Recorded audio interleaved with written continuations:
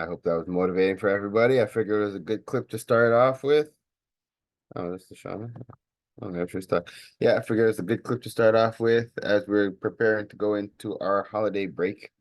Figured it was good to get in the mindset of um build taking a pause to kind of build ourselves in silence, so to speak, and to come back bigger and better. So I, as usual, always grateful to life, God, our creator, and our ancestors for creating this opportunity for us to be able to get together on a weekly basis. And today is our final 5 a.m. audio book club session. So we made it through this one. Grand Rising Sister Tashana, nice to have you with us today. Good morning. Good morning. How is everyone doing? Good, you all right, good? You all right? I haven't spoken yet today, so Okay. well, I didn't know what to expect there. Um, Hey, hey, oh hey, man, so we're up and at 'em. So, well, I'll let you take the lead, Queen. Floor is yours. it's the final week. Mm-hmm. How did everybody enjoy the book as a whole? Um, and now that everything has come together at the end and all this stuff, how do we feel about the teachings? I know that I have so many questions. It's just Yeah. well, the reason why I have so many questions is because of all the different conversations that we've had, right? So did we find it to be realistic? Did we find it to be something that we could relate to? This journey across the world. Not a lot of people get to do something like that, but are we willing to give ourselves something like that in order to achieve some of the habits that were brought up here? I think one of the topics at the end was, being good to yourself. It's the what is it, the two, gosh, what's the word I'm looking for? Why It's can't like I? it's like it was almost like the message, like well, the The cycle. you're right. It's like being good to yourself, like it's yeah, like there was a lot of takeaways from the book. Like for me the repeating thing was to invest in quality of life, Hmm. is to invest into quality experiences, Hmm. and to really and like if you want to really be successful, you have to really master, like start by mastering a particular thing, like one particular thing, mastering it, like dedicating your time and your focus into doing that, disciplining yourself to not be distracted by anything else while you focus on that one thing. So when you ask like is it realistic? For me, like I would like it to be. I like that idea of being able to focus on one thing and being able to put my 150% into it. Um, it is definitely a bit of a culture change because we're so used to multitasking and doing so many different things at the same time. But I guess that's why a lot of us are not living the type of quality life that we want because we've kind of fallen into this rat race of doing a lot of different things at the same time. Um, so yeah, I would love to be able to implement it. I think it would be an awesome thing, but I think it's easier said than done, unfortunately. It is easier said than done. Um, but one of the things that I really liked, because sometimes time management can be a thing, right? The twin cycles of elite performance, that's what it was. Um, I really liked the one that really stuck with me was the Amazing Day deconstruction. When we had done that, when we were waking up at 5 a.m. and we were really trying to focus on breaking up our day, and breaking up that first hour into 20-minute intervals, to just bring yourself to a level of accomplishment before you even start the day. And that really does set the tone. For someone like myself, sometimes you can procrastinate. Sometimes I have my son, and so I do let him distract me a lot. And it's nice to be able to it's nice to be able to have this boundary set now. I get up early. I've been able to set a boundary, even just by getting up early, to allow myself to do the things that I need to do, but without making it difficult for my partner or for my son as well. And I really enjoy that. That's one of the things that really stuck with me, definitely throughout the book. Shalev, Ayana, what were your takes? Did you guys, and also did you guys get a chance to test out the 2020, and what was that for like you? Yeah, brother Shalev, you go ahead. Yeah. Yes, I apologize. I'm gonna have to be off camera for the most part. Um, there's three things that stuck with me with that portion overall. Three phrases that was said. The first one is everyone dreams of being a legend until it's time to do the work legends do, Mm-hmm. or the work legend do. Maybe I miswrote it. I was a biggie for me. The other one was the best work is done in solitude, the worst in turmoil. And the third one is the hour most people waste, top performer exploit. And those three things was I'm gonna have to meditate on those three things for a long time, because Mhm. they strike a chord, and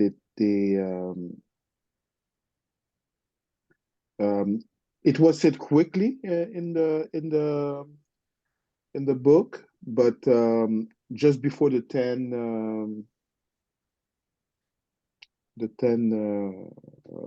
I don't the 10 routine the 10 I wrote it down there. Yeah, yeah, the The billionaire. 10 tactics of genius, Okay. of genius, yes, was said just before that. And I think that resume a lot of things that summarize a lot of things that I need to be working on, focus on. And yeah, it was great, was great. There's a lot to do, uh, but at the same time, we I'm doing a lot, but am I doing the right stuff, right? So, the other thing also was like a when when it was talking about doing less to get more. Take time, take breaks. Sometimes I don't have time to take breaks. I don't have time breaks, but you're not effective anymore, right? At this point, you need to take a break. I need to take a break, but I need to say that to myself because I just don't. I have my timer. My timer goes off, and I just snooze my timer and keep on working. It's crazy. Okay, so I'm gonna have to be off camera. I'm sorry because I'm gonna have to be on the move. No problem. That's Thank all you. right. But thank you for sharing that. And it is that's I think that goes part with the discipline that the book is trying to show us, is that it's like we have to discipline ourselves to have a certain quality of life, because it's not about just doing.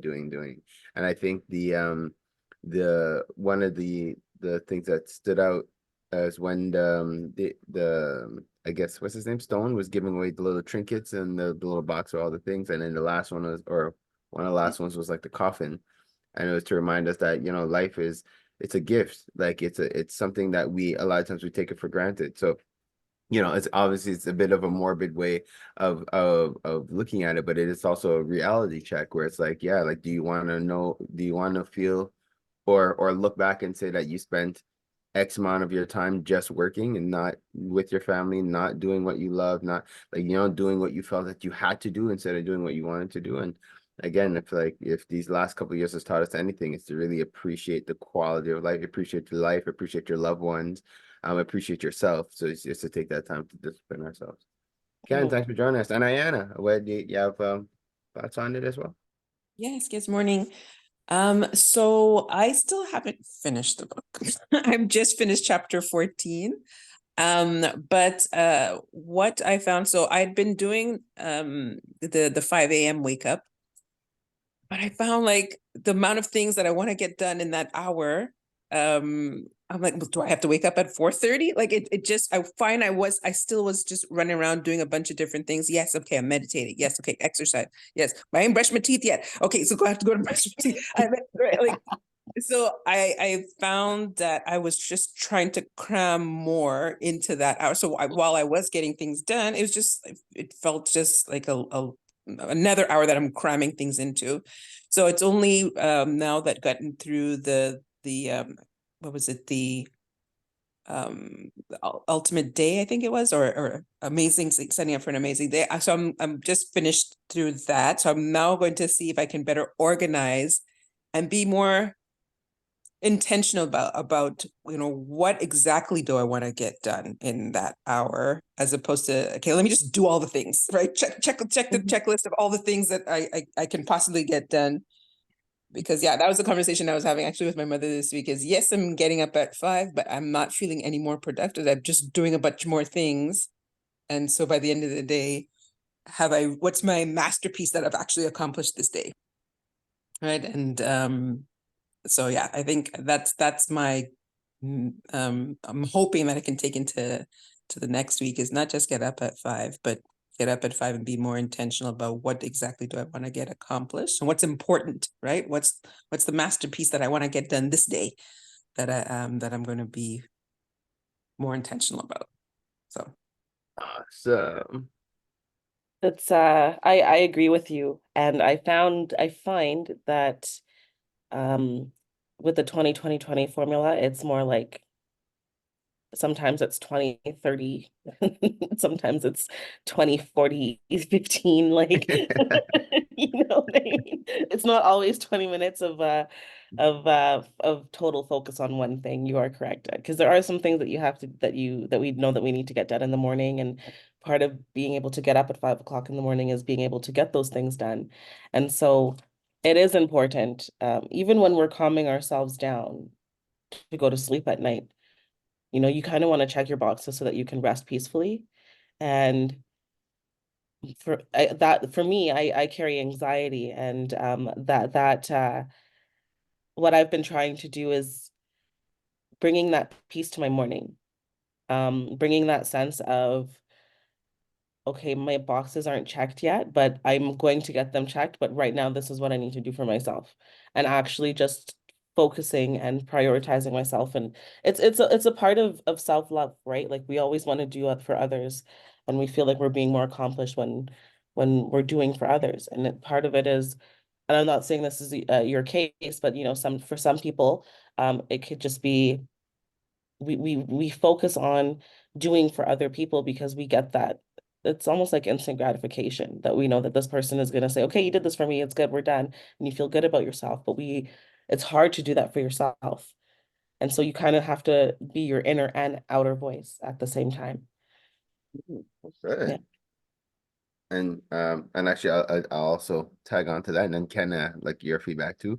What I have found, and to Anna's point, I do get up at like 4. It's like my alarm goes off at 4:30, and it's actually like So what I had found is that the 60-60, the 20-20-20, it's like a 2-hour thing, because it's like you have the first 20-20-20, and so that's supposed to go from 5 to 6, and then from 6 to 7 is supposed to be your time. So, but now if your regular day would normally start at 6, you actually have to push the whole thing back an hour, that's what because I'm thinking. yeah, Exactly. because you're that hour, it should be an uninterrupted hour to do your thing, to do whatever you want. Like, I usually make it a point to make sure whatever laundry I had set up from the night before is folded, and I take the time to write my notes, and sometimes I take time to just reflect on whatever. But it's like that. It's that hour that you're supposed to spend. So it should be the first 20-20-20 should be that.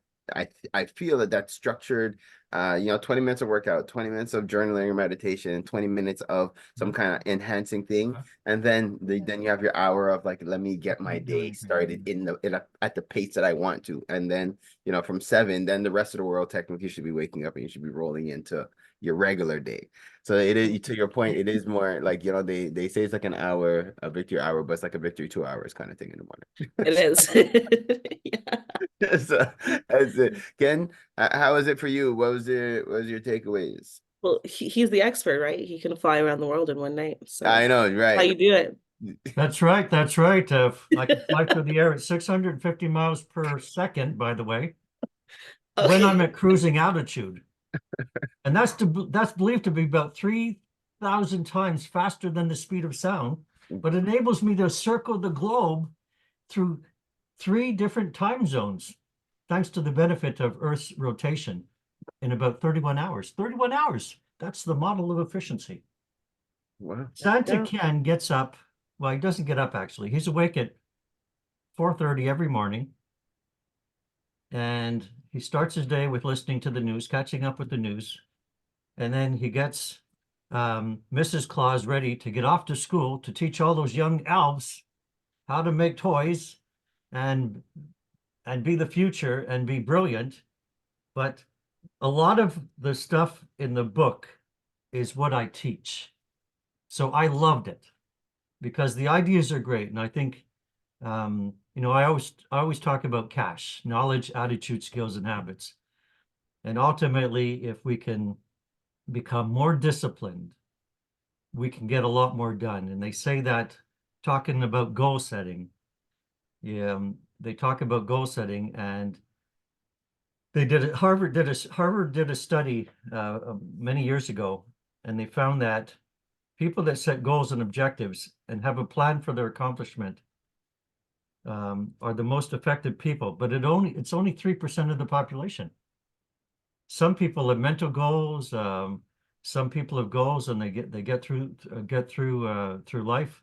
But that 3% of the population that have written goals and plans for their accomplishment are the most efficient people on the planet. So a lot of the ideas in the book are things that we need to pay attention to, but we don't.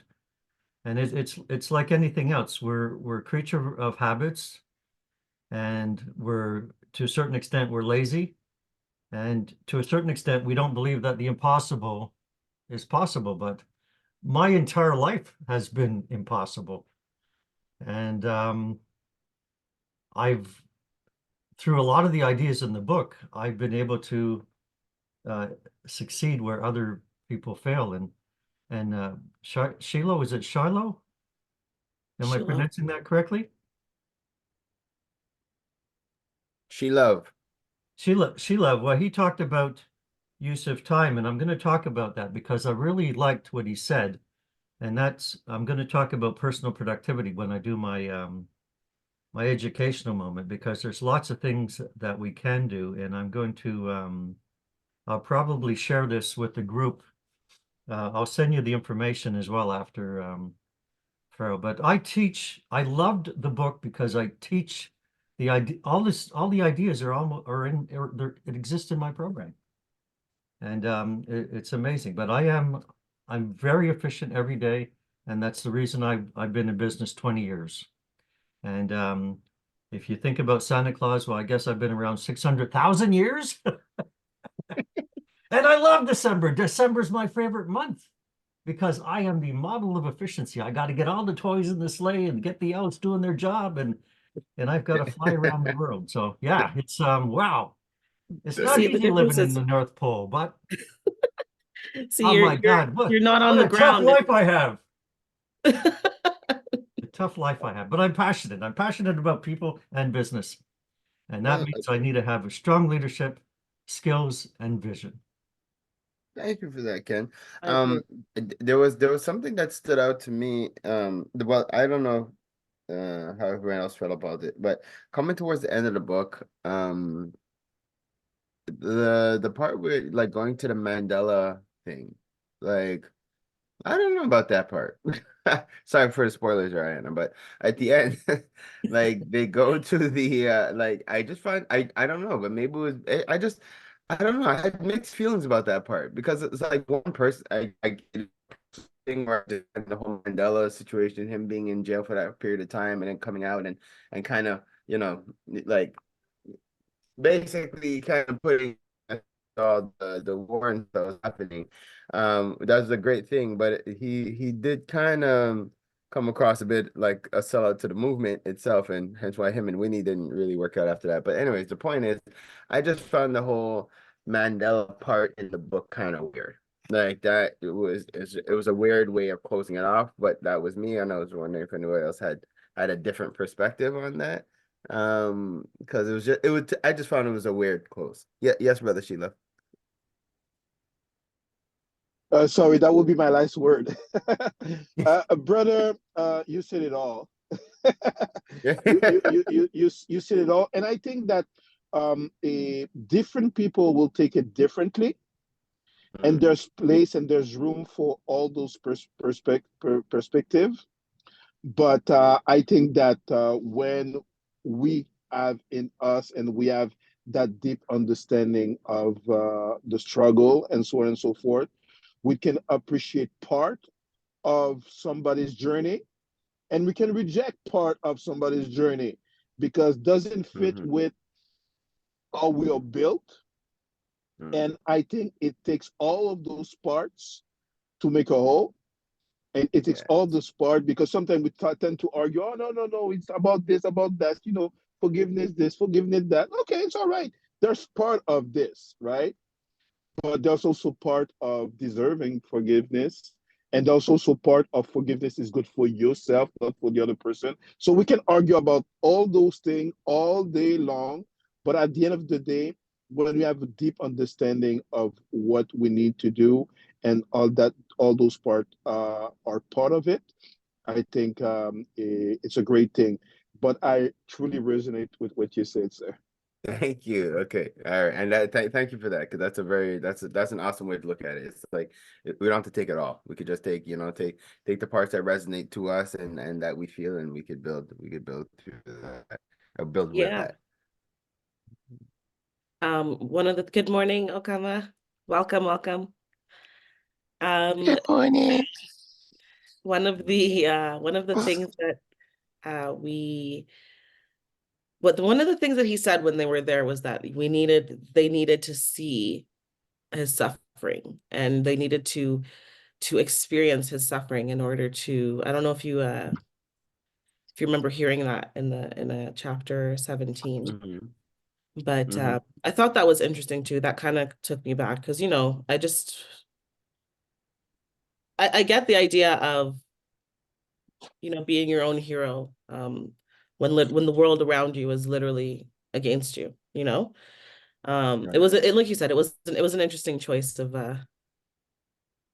method, I guess, on how to get that story across. Well, I guess yeah, and I guess it has to do with that perseverance and getting through hard times and stuff like that. So that's I could kind of try to take it, but yeah, like you're saying, it is like to each your own, and I do have obviously personal like reservations about the whole Mandela situation. So that's why, and I was like, that's a weird way to kind of end off this empowering book, but I guess I could understand it, to an extent. Yeah. Sister Okama, how you doing, Queen? I'm trying to get over this flu. Oh, good. It's been really bad. It's gone through my family, and I've been off work. It's really bad.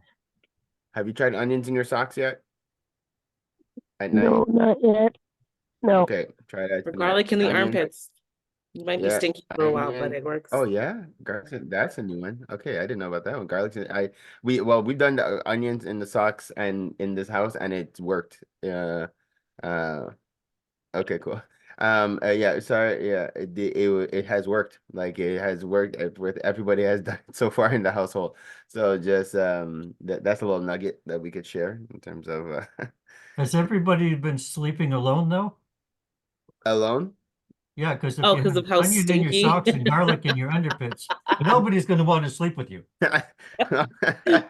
Yeah, I'll tell you, when you put garlic under its sleeping toddler's arms, it works. It comes out like in the morning, completely dried out, feels better, but yeah, a couple of baths. Yeah, a couple So of baths. you know what we didn't touch on? The homework. Stank stunk. Yes, I was just about to talk about that. Okay, yeah, we have 5 minutes.